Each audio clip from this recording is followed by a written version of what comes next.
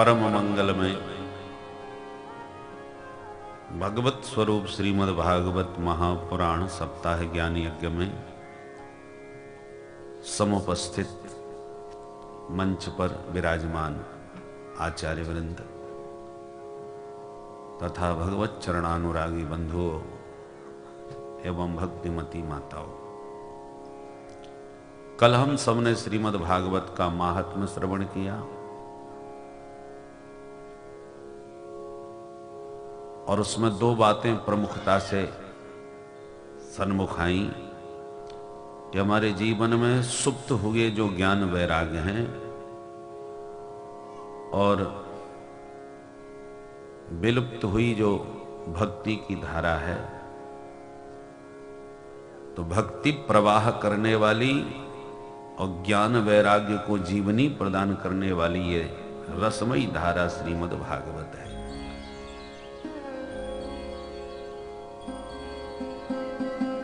भक्ति तो है पर ज्ञान वैराग्य समन्वित भक्ति है। ज्ञान वैराग्य विहीन भक्ति अंधी होती है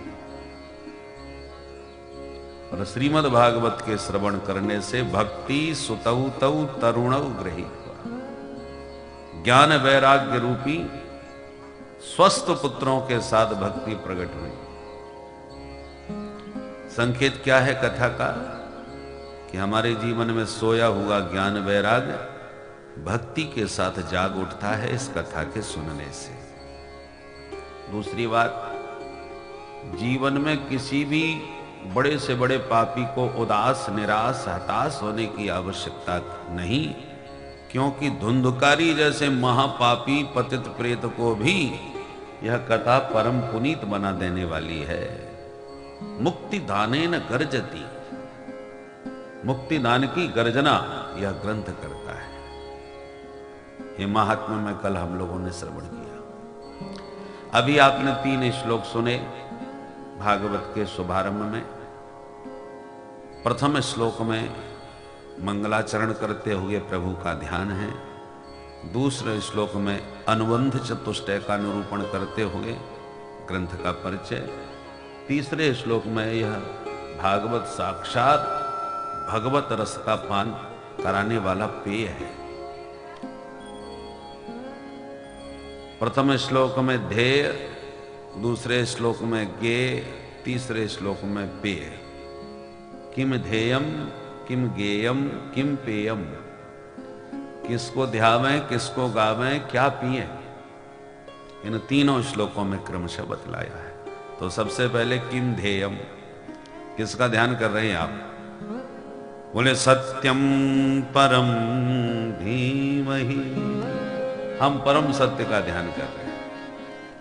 ये परम सत्य कौन है भाई? आचार्यों ने इस मंगलाचरण के सैकड़ों अर्थ किए। यदि केवल इस मंगलाचरण की ही बृहद व्याख्या की जाए आचार्यों का आश्रय लेकर, तो भागवत सप्ताह तो मंगलाचरण में ही पूरा हो जाए। ये परमहंसों की संहिता है। स्वादु स्वादु पदे पदे, अक्षर अक्षर में स्वाद है। श्रीधर स्वामी पाद ने तो अद्वैत परक व्याख्या की है इसकी, जो प्रसिद्ध है। संकेत में अर्थ कर देते हैं। जन्माद्यस्य यतः यतः यस्मात् अस्य विश्वस्य जन्म स्थिति भंगा भवन्ति। हम उस परमात्मा का ध्यान करते हैं जिसने सारे जगत को जन्म दिया और आदि शब्द में पालन और संहार भी किया। जन्माद्यस्य यतः, ये ब्रह्म सूत्र है। मंत्र भाग में इस बात को विस्तार से बताया है। यतो वा इमानि भूतानि जायन्ते येन जातानि जीवन्ति यत् प्रयन्त्यभिसंविशन्ति। ये तो मंत्र में है, पर ये सारे मंत्र का भाव जन्माद्यस्य यतः, इतने सूत्र में सब बात आ गई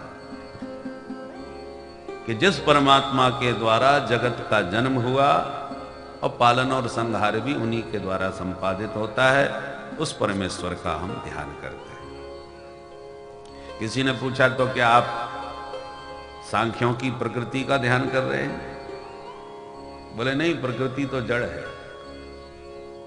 हम तो अभिज्ञ स्वराट, जो सर्वज्ञ है, स्वप्रकाशित है, उस परम चैतन्य परमात्मा का ध्यान कर रहे हैं। किसी ने कहा तो आप हिरण्यगर्भ का ध्यान कर रहे हैं, क्योंकि वेदों में तो वर्णन ऐसा भी आता है, हिरण्यगर्भः समवर्तताग्रे भूतस्य जातः पतिरेक आसीत् सदाधार पृथिवीं मुदे मां कस्मै देवाय हविखा विधेम। इस श्रुति के अनुसार हिरण्यगर्भ से भी सारा संसार बना हुआ है।